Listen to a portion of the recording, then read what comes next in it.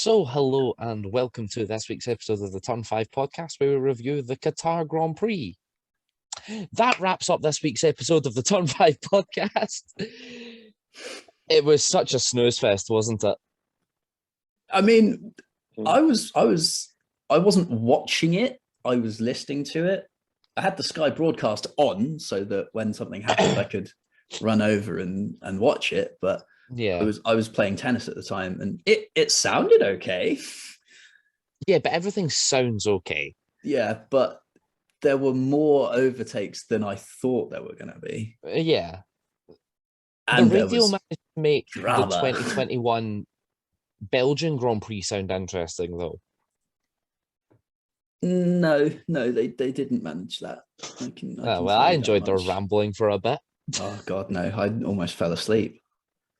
I think we all did. It was 4.5 hours, but still. Shall we get to the one sentence race reviews, Ben? Good for the wrong reasons.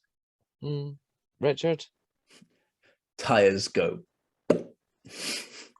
That was mine. Pirelli goes pop.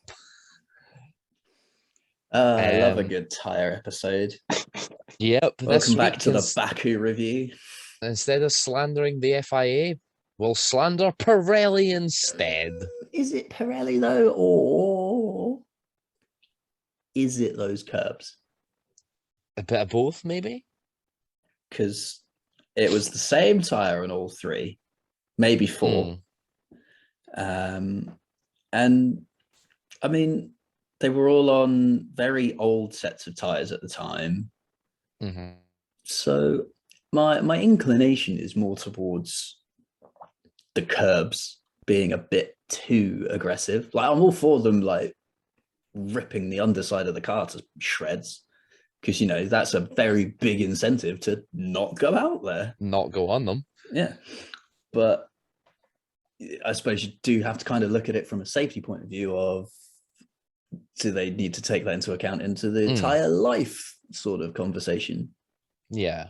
Because it's all well and good Pirelli saying, oh, it'll do 30 laps. But then, you know, if on lap 25 you go over that curb and your tire goes, no, then it's, I mean, I know it's not the track, but you can still be on that partially and still be in track limits. So yeah,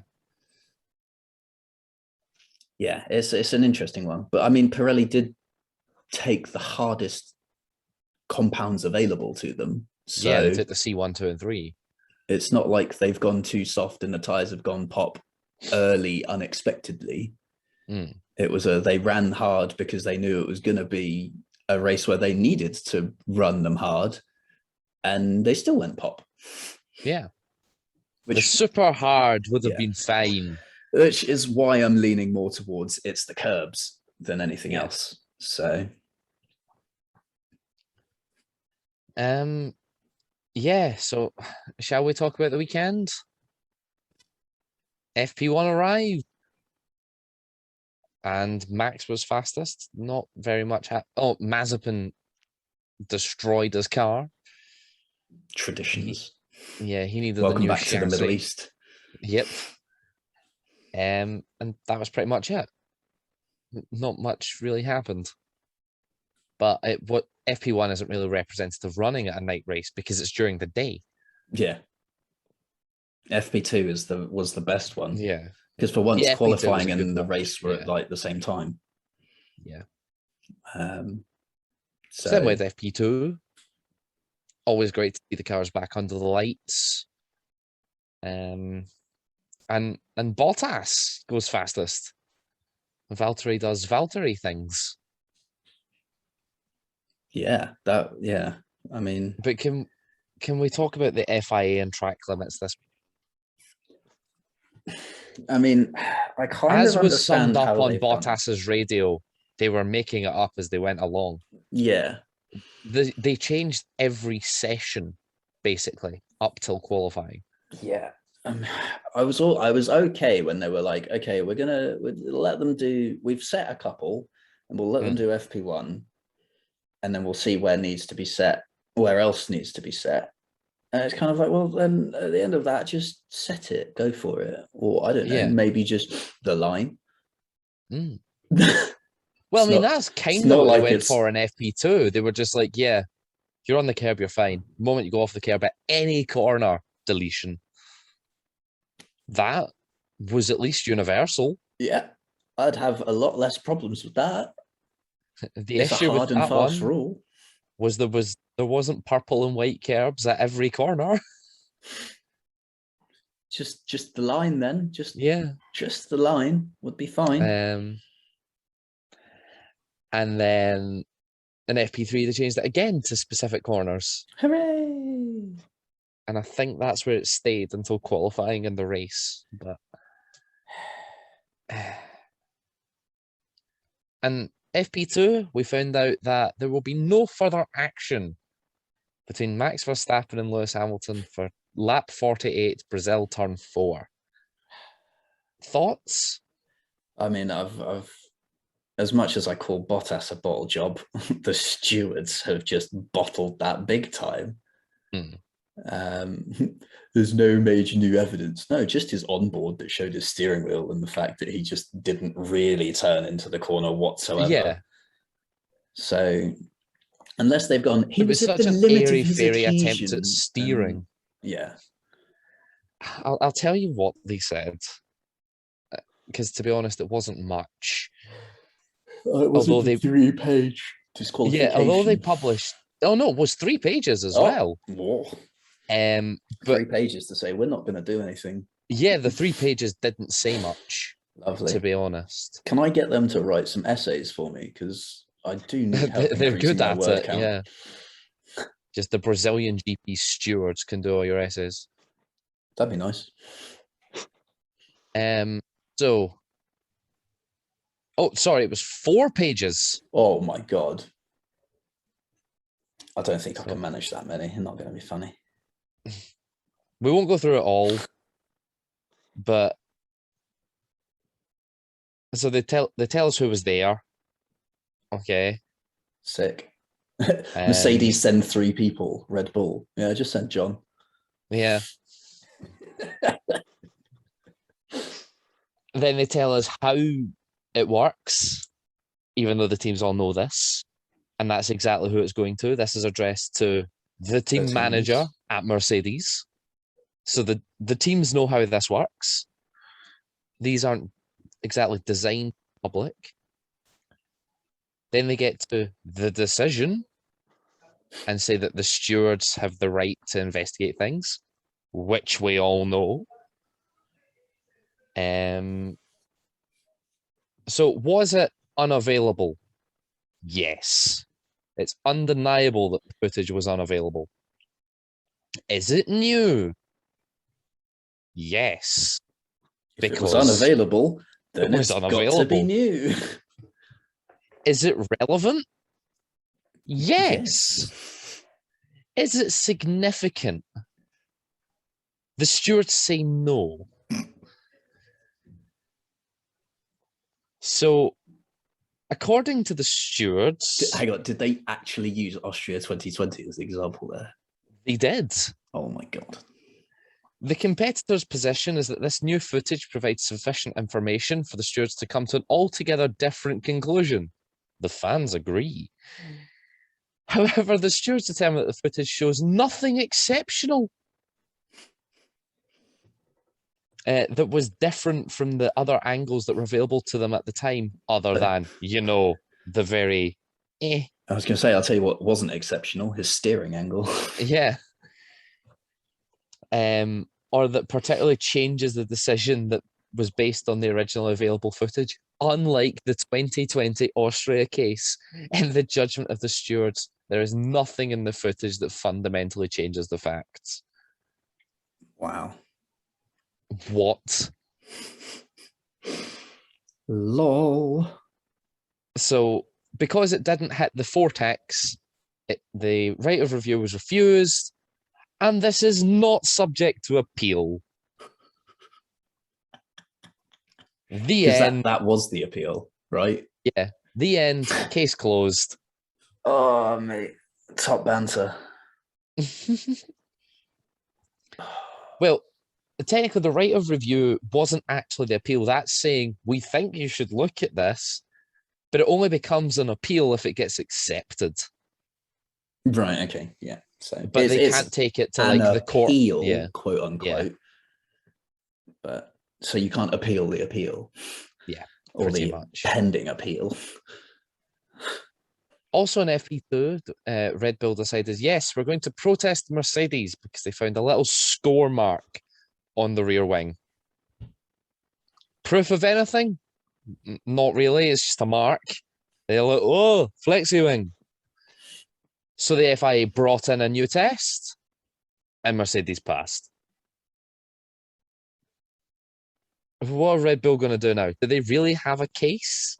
Well, if I was one of the other teams, I'd just take the mick and just go around with one of those like engineers scores and just like make little marks on my car just to take the piss. Just be like, oh look, there's a score mark. Wonder what caused that? And it's me literally just sat there gouging out the paintwork. Yeah. It's like, oh, it obviously moved. Oh. Apparently that's what Max was checking for at the end of qualifying in Brazil. Sure. He's just 50 grand lighter for going, score mark. I mean, to him, it's probably small change, isn't it? So yeah, true. I just find it hilarious that was the basis of the repeal. There is a score mark on the Mercedes rear wing. Yeah. Yeah, strange ones, but you know, we've seen stranger appeals. Yeah. He didn't have his hand on the steering wheel. What's going on here, please? Oh, he took his seatbelt off. 25 grand fine. So the Brazilian and Qatar GP stewards, because they were the same. Oh my God, consistency. Whoa. But yeah, but not in a good way. Well, that's point of view. And then we got to FP3, which again wasn't representative because it was during the day. So let's just go. Didn't run. Because he again? Because he had the chassis change in FP2, which is why he didn't run. But then there was another problem in FP3 that was different. They started the car up, he got to the end of the pit lane, and then it came over. Stop the car! Something doesn't sound right. Pushed him back. Fair enough. Session over. Yep. They did say what it was, and I can't remember, but wasn't it an electrical fault? Yeah, I think it was something to do with the timings between components, but it basically just meant the engine wasn't firing correctly. Yeah. So probably saved themselves a power unit by stopping him literally 12 feet from the end of the garage. And that end is going to be even closer next season because they're swapping garages with Williams. Well, barring any minor miracles. They won't be swapping garages with Williams. They'll be going into the Williams garage. Alfa Romeo will be going into the Haas garage, and Williams will be going into the Alfa garage. Big changes at the bottom of the grid. Yeah. Odds on one of them missing their pit box. Well, it would be Latifi because Albon would be new. So that would be all he's known for Williams. Whereas all Latifi has known is the end of the pit lane. Albon tries to pit at the Red Bull pit box. He wants that express service. Yeah. Qualifying. Ham go. Brum. Yeah. Qualifying done. Yeah. Well no. Okay. Pierre go along the side of the track. Pierre go bang and ruin everything. So, and also ruined Christian Horner's plans for February, but we'll come to that. It's just the fact that Gasly's the one that had his tire explode and therefore pulled over at the side of the main straight. And he's the reason that Max and Bottas got their penalties. And he's the one that's profited most from it. Yep. because he's ended up in the front row of the grid. It's just kind of like, yeah, sure, fine, whatever. If you say so. Just gonna pop my tire and park next to the grid, and then just Yeah. see how many places I make up. What would have been even funnier is if the car had a stop on the P2 slot of the grid. This is where I shall stay. Just park it there overnight. It is preordained. My spot. This is where I shall be. So yeah, Q1, nothing much happened. Usual suspects. Yeah, Latifi, the two Alphas, the two Haas. Hasses. Yeah. Goodbye. Q2, Russell. A shock exit for a Yeah. McLaren and a Ferrari. And a Red Bull. Yes. Yeah. So one And of George Russell. Okay, that was more expected. one driver from 3 of the 4 top teams. Yeah. Not Mercedes ideal. go, "Nyum." Yeah. Until Bottas didn't. Yeah. And then we come to Q3. And everyone sort of sets their times, fair enough. And then Gasly's front wing decides it doesn't want to exist anymore. Gasly's front shears wing off. just went. Well, he went onto the extra curb. As I'll call it. There's the curb, and then there's the extra curb, and it all seemed fine. And then vibrations, wing under tire, wing says yeet, and then tire goes bang. Yeah. And instead of coming into the pits, Gasly just goes, "I'll park it on the grid." Why did he not box? The great Alpha Tauri master plan. Yeah. Why did they not box? No, it's a good question. I'm not sure because he could have made it into the pits. That's what they said when Latifi got his puncture. Like, like Gasly yesterday, he's missed the pit entry, and it's like, well, why? Gasly's wasn't there. Yeah. So what's going on here? So could Gasly have received a reprimand of some description for not pulling into the pits when his vehicle is obviously beep? I don't know, because if it was in a race, he'd have received the black and orange flag, which is pit. And then you get a penalty if you ignore it. But he didn't receive the black and orange flag. He wasn't investigated. Wasn't much time to receive it, to be honest. Yeah. But at the same time, half your front of your car's missing or broken. So, but then again, so was Charles Leclerc's in Japan 2019, and he just went, I continue. True. Just started lobbing bits of front wing against Lewis Hamilton. And then held onto his wing mirror as he turned 130R. Mate, that's absolute Chad energy. I don't know what you're talking about. Like, there's cool, then there's like super cool, and then there's just Charles Leclerc holding onto his wing mirror while going around 130R one-handed. Flat. Casual. Yeah. It's just a Sunday afternoon drive for him. Yeah, just as you do. That's the best thing as well. He crossed this. He held on to it with this because he can't hand. reach out the left because the cockpit's so small, so he has to reach over. So he's pulling down to turn 130R instead of reaching over. Yeah, as you do. Just Leclerc things. I was about to say if it ain't broke, but it was. So it was very broken. Which is why he then received the black and orange flag, being like, "Get into the pits." Deal with it. Yeah. So, yeah, Gasly stops on the grid. Chaos ensues. Bottas comes through, doesn't improve. Summoned to the stewards. Sainz comes through, doesn't improve. Summoned to the stewards. Max comes through, gains 2/10. Genius. Pure genius. Yeah. And I had to laugh on social. I know we always say don't look at social media, but I had to laugh at social media. Do you know how the green weighbridge lights on the right hand side. Well, as you come into the pits, there's the two sets of lights with the green arrows. Yeah. Being let's stop at the weighbridge or carry on, you're fine. People were trying to use that as a defense for Max. Well, oh look, there's a green light, and I'm like, that's in the pit lane. That's totally separate. Then that's just to show that the pit lane's open. I'm like, no, it's the weighbridge. Pit lane open is before you get to the pit lane. Yeah. Pit lane open is there's no signal because it's always open unless it's closed.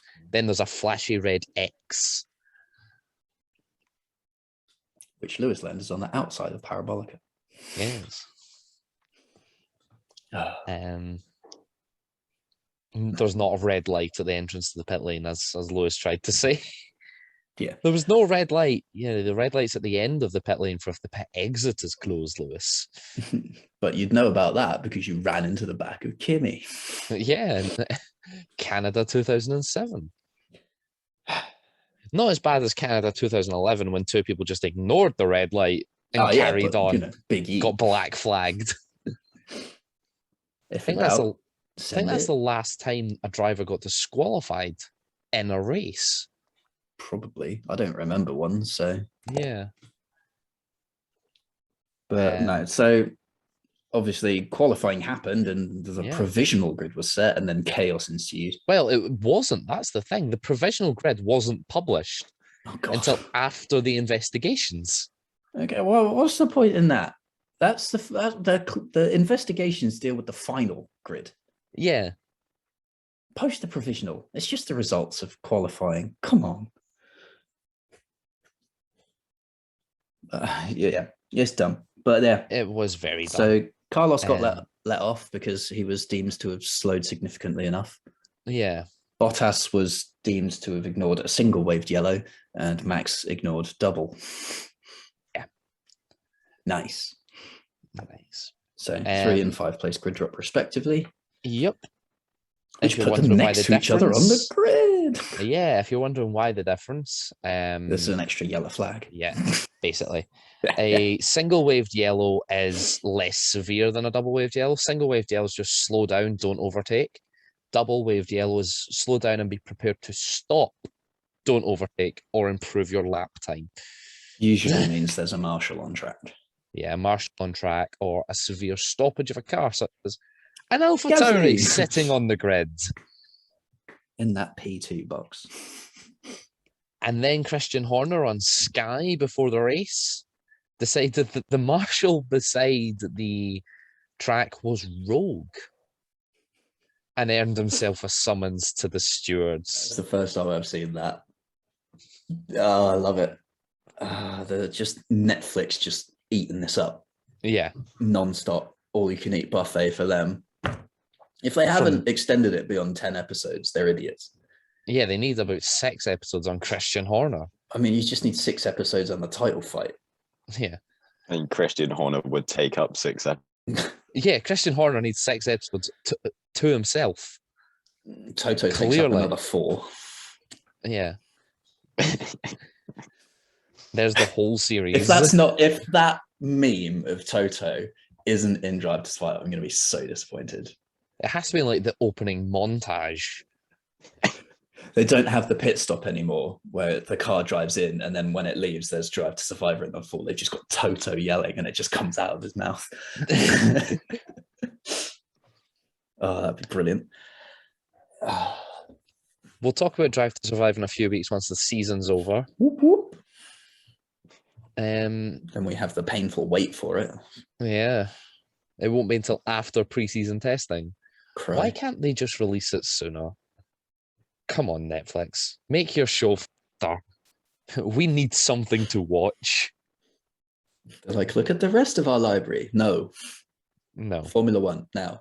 Yeah. And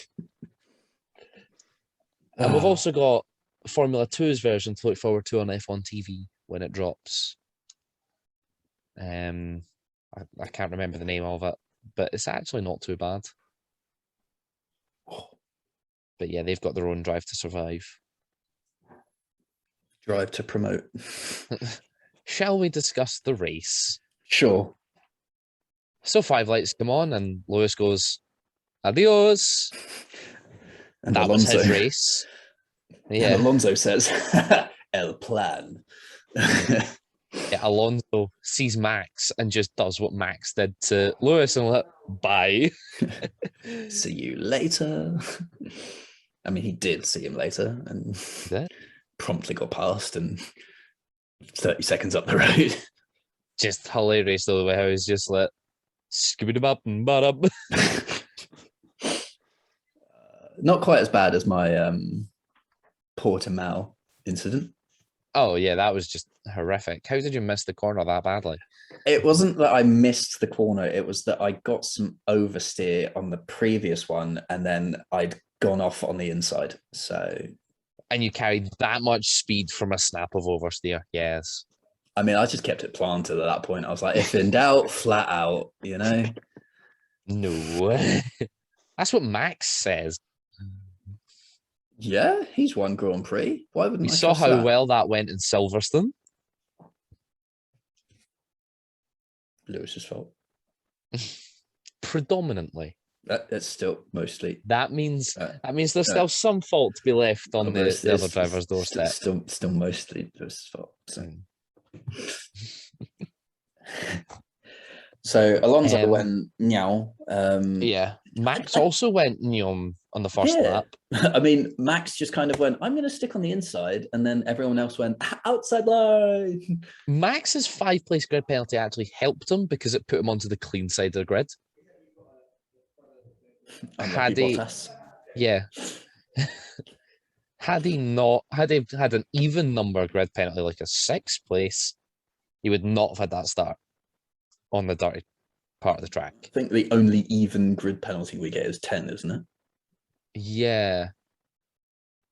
Or 60 if you replace your entire power unit. Okay, well, yeah, but then you're just starting P20, so... Yeah. That could technically still have been an odd number if you were in an odd number. True. So... But... Yeah. Bottas doing Bottas things and going backwards at the start of the race. Yeah, Bottas lost 5 places off the start. Classic. Went from P6 to P11. Traditions. Yeah.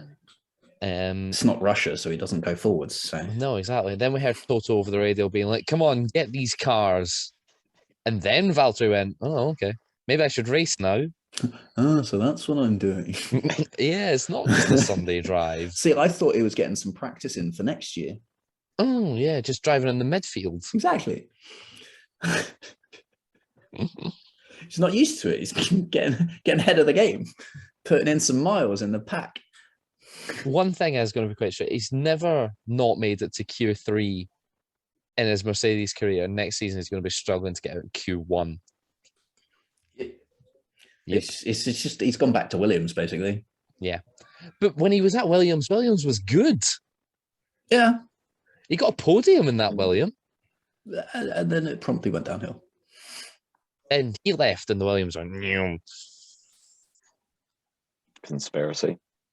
I think not. Bottas funded the entire Williams project. Yeah. Now it's America cash. Coffee King. Yeah. Coffee and American cash. Or is Darlington Canadian, actually? Honestly, got no idea where they're from. No, I'm Probably not sure American. either. I think they're American. So yeah, Max got a great start. And then the race pretty much settled down. Bottas and Checo were making their way up. And that was really about it. There wasn't much of a fight in the midfield. Everyone just sort of held position for a while. And we didn't start to get good racing again until Checo closed up behind Fernando. And Fernando was like, "You shall not pass," until he did. It was later on. It was like, "Tell Esteban to defend like a lion." Esteban 2 corners later.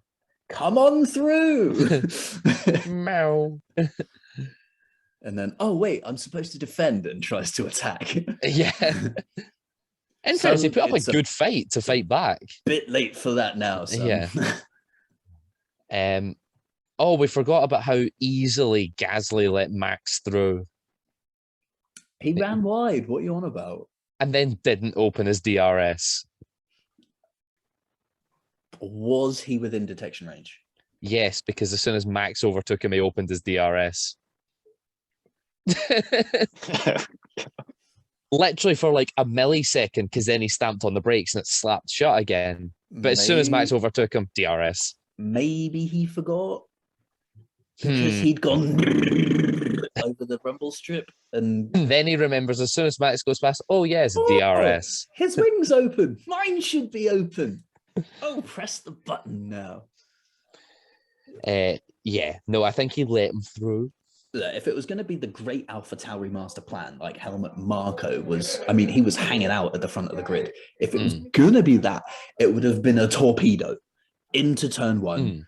Goodbye, Lewis. Hello, world championship status. Yeah. Hello, Pierre Gasly, Red Bull 2022. Well, no. Pierre's contract signed. This is Red Bull. Checo's contract is signed. This is Red Bull. True. They can't screw Checo out a seat now that he's nearly helped them to the constructors. Come on. They could demote him. This is Red Bull. Checo to Alpha Tauri. Yeah. And let's be honest, Red Bull will never promote Gasly. Ever. I think it's going to be over Helmut's dead body sort of thing. Yeah. Sonoda will not be that far off. Because Gasly's had his time, and according to Helmut, he was at driving a car designed for someone else, which I think we all would be. Yeah, I will therefore challenge Helmut Marko to play video games using my mouse and keyboard layout. And get a KD above 1 with that, sunshine. Exactly. Because I still use the 2010 Call of Duty layout. Because that's all I know. Goodness. Back before they added all these bloody gadgets. Why don't you just, rebind everything to what it used to be? That's what I've use done. a controller? I did not spend an entire life worth of money on a new computer to use a Poxy controller, unless it's for a racing game, in which case, yes, I'll use a controller.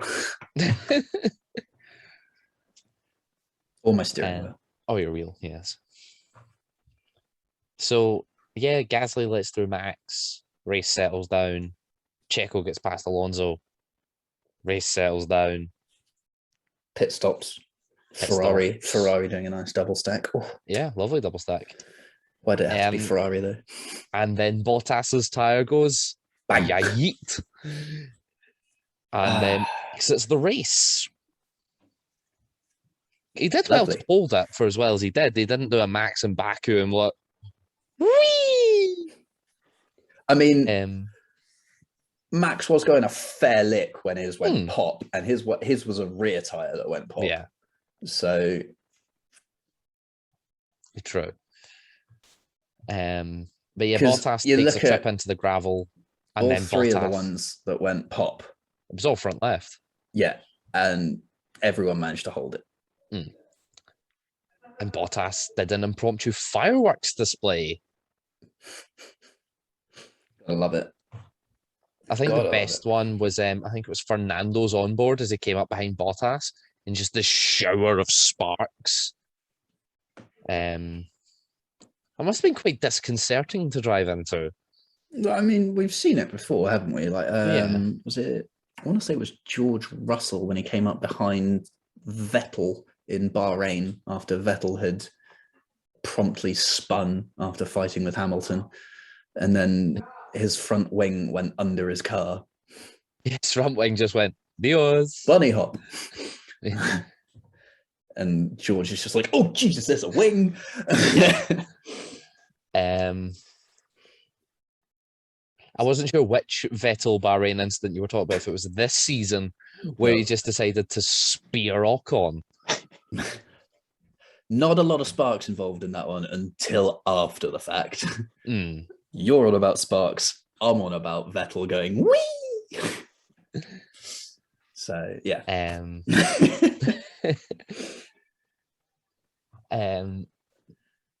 So pit stop.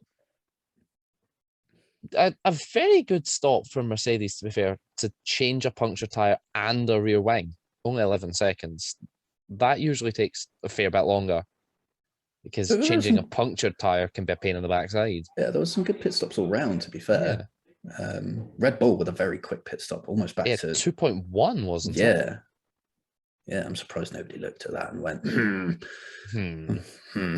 because we're all like, oh, it's going to add so much time with the new directives and we'll never be under sub 2 seconds again. And now we're almost there already. Yeah. And it's only been like 4 months since it was brought in. Well done. Well done, Michael Massey. You slowed us down for 4 months. Yeah. Now we're back to where we were. And then another round of pit stops, because once Valtteri's tyre went pop, everyone went, oh, 2 stop. Panic. Yeah. Everyone learnt the lesson from the Baku incident where Lance's went pop and then Max's went pop. And suddenly everyone goes, that was the same age tyre. Yeah. Run. Except from, what was it, George Russell and Nicholas Latifi, who just went, yeah, we carry on. And then they go pop. And how well did that turn out for them? Yeah. Alonso gets back past Checo. Jolly good. Yeah, that Checo second stop was the interesting one for me. It was kind of like, you kind of want to risk that. Well, no should have been the answer. Well, yeah, I suppose it was just the VSC at the end that ruined it for Checo. Or saved it from Alonso's perspective. But yeah, no, that was, I feel normal circumstances, normal racing conditions rather, Checo would have had that podium, but those, what was it, 4-5 laps behind VSC? Yeah, it was a few. That really took the sting out of it. So allowed Alonso to just kind of nurse it a bit longer and maintain enough of a gap to Checo to cruise over the line. So yeah, a welcome return to the podium though. Definitely. Isn't that if I'm right, that's the first time he shared a podium with Verstappen, right? I think so, because his last podium was 2014. Formula One. I was going to say, yeah, because his last podium was 2014 and Max hadn't made his debut then. Yeah. So Max made his debut in what, 15? Yeah. Yeah. So, yeah, it's the first time he shared it with Verstappen. Interesting. And it's the second Alpine podium of the year. Yeah. And Alpine have pulled very much clear of AlphaTauri in the constructors. The master plan did not work. Nope. Well, not for AlphaTauri. For Red Bull, kind of. And yeah, that closes the gap in the drivers and the constructors. In constructors is now down to 5 points. And the drivers is down to 8. Yeah, because Max got fastest lap because VSC. In fairness, he already had fastest lap. Yeah, but, it denied Lewis the opportunity to try and take it back from him. Yeah. Even though Max was further back down the road and therefore probably would have just managed it. Yeah. So. And so now we have a way of Max winning the championship in Saudi Arabia. I find these unlikely, but it's possible. So Max will become champion if he wins and takes the fastest lap and Lewis finishes 6th or lower. He wins and Lewis has finished 7th or lower. He takes 2nd and fastest lap and Lewis gets 10th or lower, or he finishes 2nd and Lewis doesn't score. That would then give him a 26-point lead. He's already guaranteed the championship on countback in the event of a tie. Interesting. Yes, so that's all the possible championship permutations. I don't know if there's a way for Mercedes to win the constructors this weekend. Not sure. I think there might be. If Red Bull have like a double DNF, and they get maximum points. Yeah, if Red Bull don't score and Mercedes get max points, then they literally can't catch them because they'd be above max points. And it would also give Lewis healthy lead going into Abu Dhabi. Oh, yes.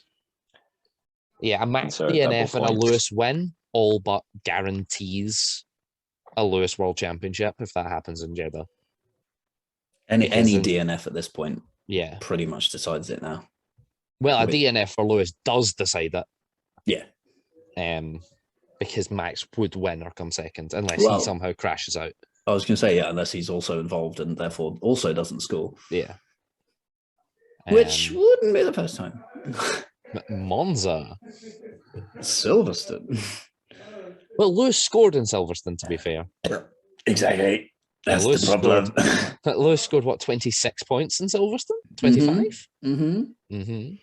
That's why it kind of sat very badly with a lot of people. Then we had Bottas bowling. Huzzah!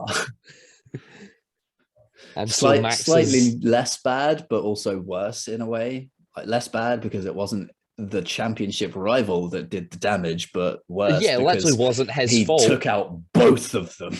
Yeah, but it wasn't Lewis's Plus fault. some extras. Yeah, he was just there. Yeah. Like, he took advantage of it. You can't complain at that. Even then, he didn't even win the race. Ocon did. Lewis finished second after Seb was the DSQ. Yep. Yep. FIA doing everything to give Hamilton as many points as they can. Denying us a Vettel podium again. Sad noises. And then, as we said, after the race, Mr. Horner was summoned to the stewards. And here's why. If the document will load. You can't chat about the marshals. But you can't chat about any FIA delegate, official person involved with the race. Here we go. Sweats in 4 episodes of Michael Massey bashing. Well, no, we'll just get an official warning. It's okay. Oh, okay, cool. So, Jean Tot, the email is... Mr. Horner made a statement accusing the flag marshal who waved double yellow as being a rogue marshal because it didn't help his team. It also ruins his plans for February because he's now going to the International Stewards Program. Oh, that's a long day for him. Now, I don't like this. That, to avoid a fine, is going to go and find out how to be a steward. So when he leaves Red Bull, he can be a steward at F1 events. I'm not sure how much of a fan I am of this. I don't think he'd be allowed to be a steward at F1 events because of his history. But at least not for a while. I mean, enough Ferrari big bosses have gone on to be FIA big bosses. Stefano Domenicali, Ross Brawn. But in fairness, Stefano Jean Todt. Stefano works for the corporate side of Formula One. Yeah, but still, you know, that's a big seat in Formula One, and all 3 of the names I just mentioned were all bigwigs in Ferrari at some stage. Yeah. So, you know, Toto Wolff, president. When? Toto Wolff, race director. Oh, God. No, that's Seb's job. I just sent you an email. I don't check my emails. Revenge. So yeah, basically the steward said to Christian that the marshal was just doing his job and let's not bully him. And then Christian basically had to say in every interview for the rest of the day, I'm sorry. Oh, sorry, no, I just had a thought of when Toto becomes and the next generation of team principals is like, Toto, I've sent you a Snapchat. I don't check my Snapchats. I'm focusing on the race. It'd just be so brilliant. It's got a filter on it. Can't use this as evidence. I'm sorry. Ted had a go at Christian as well. And then just left. Yeah, and then was like, I should go. Lit the fire and left. What a legend. He called Christian out for something else. What was it he called him out for? It was something else he'd said. Oh, I can't remember. But it was brilliant. It was just like, here, Yeah. stoke the flames, gone.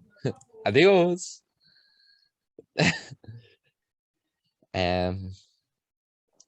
But yeah, so that happened.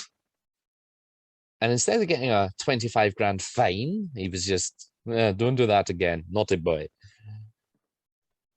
The stewards.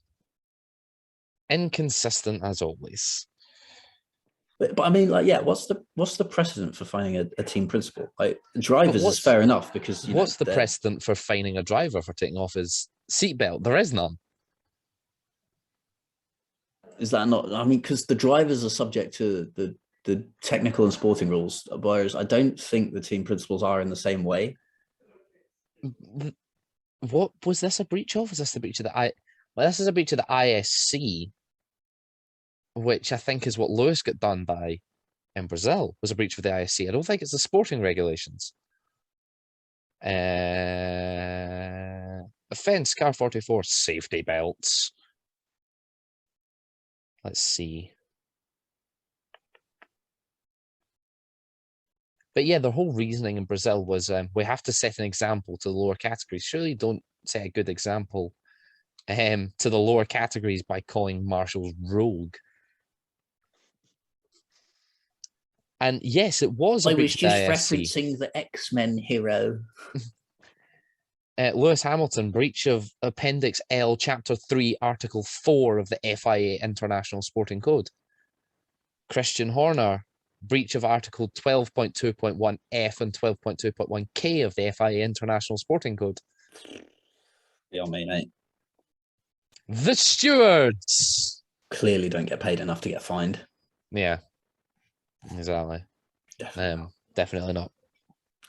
They picked him up outside an Ibis for Drive to Survive. Talk about Gasly. Make him sound bad. That was literally Drive to Survive Series 2 as well. Yep. Gasly bad. I felt so sorry for Gasly. He didn't deserve that. No, definitely not. And then Series 3 was just Albon bad. Series 4 is now Checo bad. Yeah. I'm sensing a running theme. He's not performing to the standards that we expected. Mate, he's literally fourth in the second best car. What do you want? It probably show like a clip of Horner saying that he's happy with Perez, and then Netflix would just cut to like Perez being like 16th in Silverstone or something. Just spins out in the sprint race. Yeah. Oh yeah, he's doing a really great job. I would like to redact my previous. Helmut Marko. He's not doing well enough. He's only has Helmut ever sat down for Drive to Survive? I know we hear him talking a lot, but I really want a sit-down interview with Helmut. No, he hasn't sat down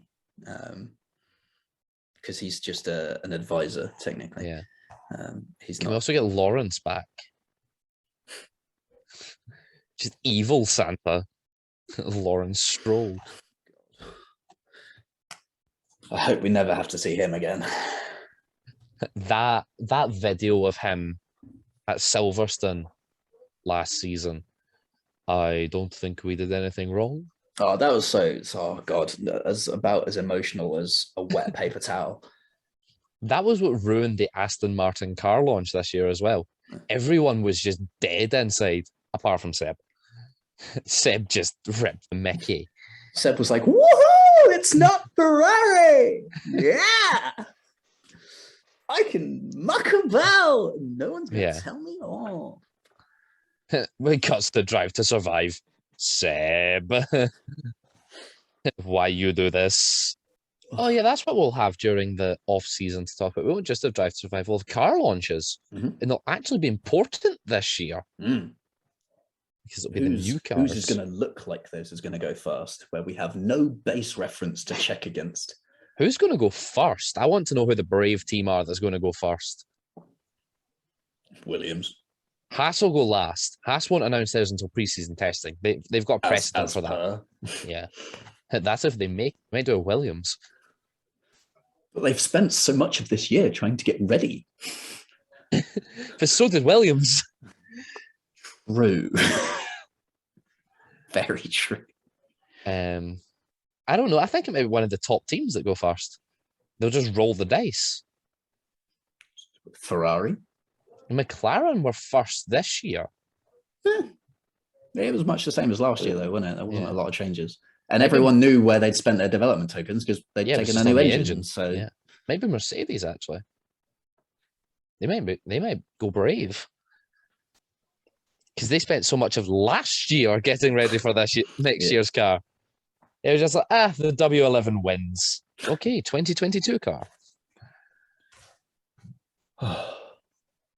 Right. But yeah. Shall we get on to the prediction scores, Richard?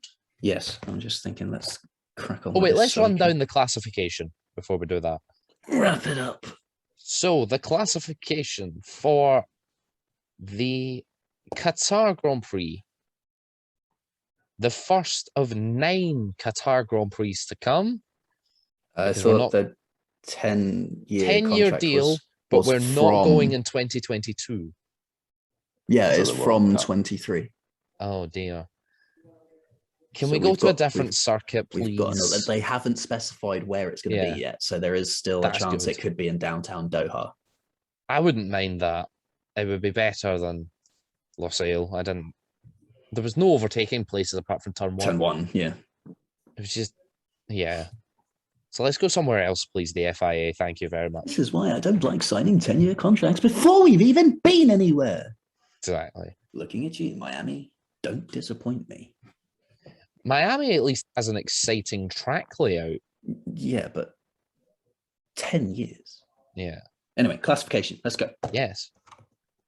And then we'll talk about Jeddah a little bit, even though it's not for 2 weeks. No, we'll do Jeddah next week. Hamilton, Verstappen, Alonso, Perez, Ocon, Stroll, Sainz, Leclerc, Norris, Vettel, Gasly, Ricciardo, Tsunoda, Raikkonen, Giovinazzi, Schumacher, Russell, Mazepin. There's the classification.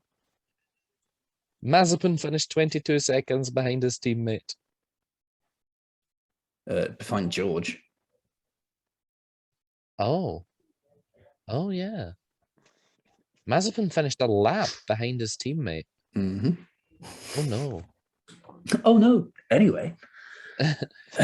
And George only finished in 17th because his tyre went bang and ceased to exist. And then the non-finishers, Latifi and Bottas. And in fairness to Mazepin, his fastest lap was faster than a couple of other people's fastest laps. Yeah, faster than Mick. Yeah, faster than Latifi as well. And Giovinazzi. Yeah, just. I wasn't looking at that, but yeah, just. And it's almost the same as Lance Stroll's. It's almost the same as Danny Rick's. It's closer to Lance's, but yeah. But what I mean is he's only a 10th of the McLaren. Yeah. Well, But it was set on lap 55 like on fresh tyres. It's actually faster than Lance Stroll's. Yeah. He's 100th faster than Lance Stroll. Nikita Mazepin faster than an Aston Martin. What is going on? Okay, right. While we've got this up, and you can clearly see he is 2 laps down, Mazepin bingo results. Oh, what's this? Oh, wait. He was nearly as fast as Bottas. We had bingo this week. Oh, my God. Who got bingo? He finished 2 laps down. Yes. Which was said by 3 people. Uh-huh. The 3 people elected to choose lap 25, lap 27, and lap 28. Mm-hmm. Mazepin was lapped for the first time on lap 28, which means that Chris scored a bingo. Oh my God, I'm the king of Mazepin bingo. And I was 1 lap out, and I'm so gutted. I actually thought I'd went 27. No, I did. I'd forgotten. You also got your bold prediction, Williams in Q2. I did. Ben got his bold prediction of a non-Mercedes or Red Bull on the podium. All that stick from last week. Nia did not get hers of Ferrari, McLaren, Alpine out in Q2, yada, yada, yada, yada. Nia's huge prediction. I am submitting an appeal for half point. Okay, the stewards will consider. Lance Stroll, mine was to Stroll would outqualify Vettel, but Vettel would finish higher in the race than Stroll. The inverse happened. Same drivers, just the opposite way around. No, I would have considered your half point if you'd got half of it right. You got it all wrong. But it's the fact that it was the swap that was the part of the bold.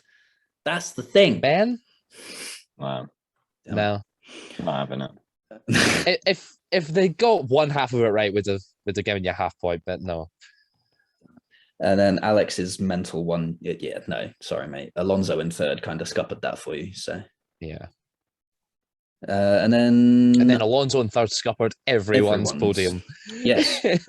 3 people scored 7 points this week. Sonia came last with 3 points. And me and you, Chris, we scored 5. Cool. Which means... So I'm now further behind than last. Yes. Yes. And Nia is further in front. But the fight for third's looking spicy. So in first is Nia on 97. Second is myself on 89. Then third is Sonia on 86. Fourth is Ben on 85. And fifth is Alex on 84. Oh my goodness. And then sixth is Chris on 74. So yeah, you know. Can I even catch anyone? Yeah. I mean, you can get 15 points. Yeah. Well, you can get 16 points if you also get pole. So True. There's still 32 points on offer here. So technically, you could still win. Yeah, but everyone else would have to score 0. Yeah. Which is much. Basically impossible. You just have to say Hamilton and you score a point. Yeah. You'd have to Verstappen. get very rogue and get it spot on. I've also only had, one correct prediction weekend? No, I've not even scored 15 at any point. I've won, but I've never scored 15, I don't think. No. God damn it, Fernando. Bottas would have been there. He wouldn't have been second. God damn it, FIA. I think if anyone's going to be gutted, it should be Nia, because she had Perez third. Oh, no. So, if anything, Alonso has saved all of us from Nia extending her lead even further. I remember back to the start of the season when it was just the Sonia show. Yeah. Sonia got it right first and then just blitzed away with it. And then we slowly reeled her in. And now Nia's just... I was out in the lead for a while and now Nia's just like, bye. Adios. Pitted for a set of softs at the end. Do you know what we haven't checked in a few weeks? This is just trying to get the fastest lap. Yeah, do you know what we've not checked in a few weeks? What's that? F1 Fantasy. Oh, God. Make it quick. I have no idea what the scores are like. Neither So will I'm I. loading Oh, them my up God. I've got now. my mega drivers to use. Yeah, same. One a week. Actually, I've got 3 teams. So 2 1 week and 1 the next. I think I'm just going to Mega Driver Lewis and next Abu week. Dhabi, yeah. Yep. Well, no, next week. Oh, okay. So leagues. I scored 165 points this week. I can tell you that. I don't know what everyone else scored, but that's what I got. No, I'm on full screen, so. Oh my God, I'm not last. I am no longer last in F1 Fantasy. I have overtaken Hulkenbach. Oh, dearie me. Oh, my God. Oh, damn it, Ben. So yeah, I'm just under 100 points clear of Hulkenbach. 13.5 points denying me from occupying 75% of the top 4. But Ben's Mega Drivered, so you've still got, you're still able to pull it back. Yeah, but that's 500 points. Yeah. That's a lot. And in Qatar, the winners were Ben and Richard with a tie, and then Richard a point behind. and then Nia, and then me, and then Richard, and then Alex, and then Nia again. That's her first team as well. That Holy Mac and Cheese Yeah. Balls is the one that she submitted first. So dear me. that's the overall standings. I think it might be time to use my wild card and just change the whole team for Abu Dhabi. See, I've never used it before, so I feel like maybe now is the time. Yeah. Roll the dice. I'm 11th in So's league. Where am I? 92nd. In Sophie's league, I am. Let's see. 912th out of 502. I'm 725th out of 947. Okay, I wasn't actually that far out in terms of some of the numbers there. In F1 worldwide, I'm 14,800th out of 18,500. And in the global league, out of everyone, I'm 625,200 out of a million. Oh God. Let's have a look. Where am I? I am. Hello, what's going on? Thank you, leagues. Joined. Just what's your global score? Hang on. Global League. I'm in 252,500. Out of a million? That's Yep. very good, actually. Yep. I'm 217th in Sophs. That wraps up this week's episode of the Turn 5 podcast. Thank you very much for watching. We'll see you next week where we'll chat about Jeddah and FIA Formula 2. Are they not at Jeddah? I think they're at Jeddah, yeah, but we've also Yep. we're all gonna cover rookie performances for this season. Yes, we are. So So, thank you very much for watching, and we will see you next week. Ta-ra. bye.